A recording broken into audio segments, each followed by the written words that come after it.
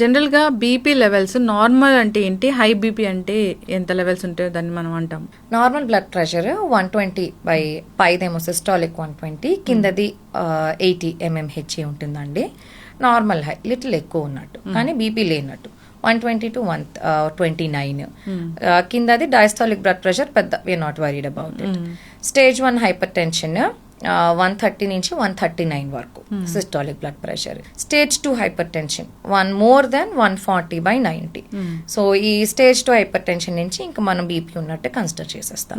ఈ 140 ఓకే, 90 ఎప్పుడైనా 100 దాటితే డయాస్టాలిక్ బ్లడ్ ప్రెషర్ పెద్ద మేజర్ డ్యామేజ్ ఏం కాస్ట్ చేయదండి. సో మనకి సిస్టాలిక్ బ్లడ్ ప్రెషర్, పై బ్లడ్ ప్రెషర్ ఏంటంటే బ్లడ్ వెజల్స్ లో అంటే మనకి రక్త కణాల్లో బ్లడ్ పాసేజ్ కోసం మనకి ఒక రకమైన ప్రెషర్ మెయింటైన్ చేయాలి, అది బ్లడ్ ఫ్లో ఉండడానికి. సో దీన్ని మనం సిస్టాలిక్ బ్లడ్ ప్రెషర్ అని అంటాము.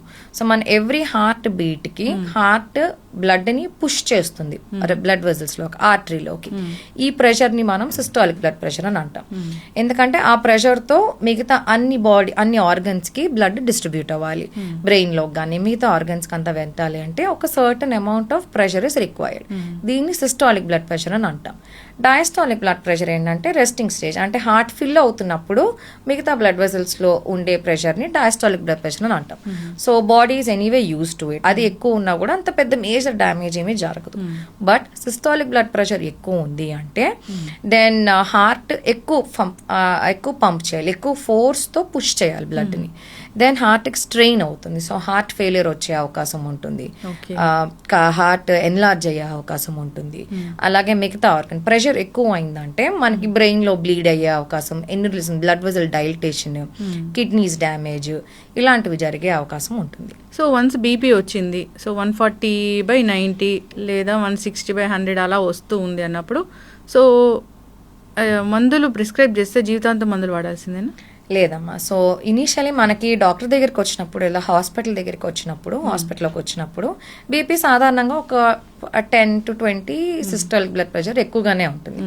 వైట్ కోట్ హైపర్ టెన్షన్ అని అంటాం. సో ఒక రీడింగ్ ఎక్కువ వచ్చిందంటే వెంటనే మందులు రాయము. సపోజ్ 140 ఉంది, వెంటనే మందులు రాయము. కొంచెం ఉప్పు తగ్గించి ఎక్సర్సైజ్ మొదలు పెట్టండి, మళ్ళీ ఒక 2 వారాలకి రండి అని చెప్తాము. సో సాల్ట్ తగ్గించి ఎక్సర్సైజ్ చేసిన తర్వాత మళ్ళీ ఒకసారి చెక్ చేస్తాము. So more than 2 consecutive readings BP ఎక్కువ ఉంది అంటే then we will consider diet, lifestyle change. దానికి కూడా తగ్గకపోతే then we will give medication. అంటే బీపీని పెంచే ఆహారాలు కూడా ఉంటాయా? సాల్ట్ ఎక్కువ తీసుకుంటే దెన్ బీపీ పెరిగే టెండెన్సీ ఉంటుంది.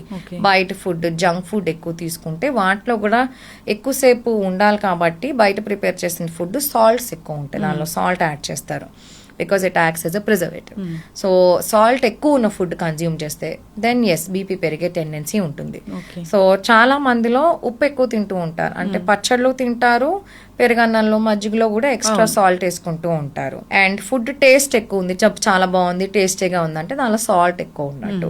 సో ఈ సాల్ట్ కన్సంప్షన్ తగ్గిస్తే ఆల్మోస్ట్ 50% మందికి బీపీ నార్మల్లోకి వచ్చేస్తుంది. బియాండ్ దాట్ ఎక్సర్సైజ్ చేయాలి, వాకింగ్, అగైన్ రెసిస్టెన్స్ ట్రైనింగ్ ఇలాంటివి చేస్తే దెన్ నార్మల్ బ్లడ్ ప్రెషర్ కి వచ్చే టెండెన్సీ బాగానే ఉంటుంది. డాక్టర్ గారు, బీపీ మందులు కూడా చాలా మందిలో చూస్తూ ఉంటాము, ఒక 3-4 years కూడా అవే మందులు వాడుతూ ఉంటారు.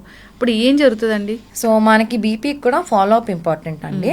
కంటిన్యూస్ గా ప్రెషర్ హై ఉంది అంటే మనకు తెలియకుండానే కిడ్నీస్ డ్యామేజ్ అది జరుగుతూ ఉంటాయి.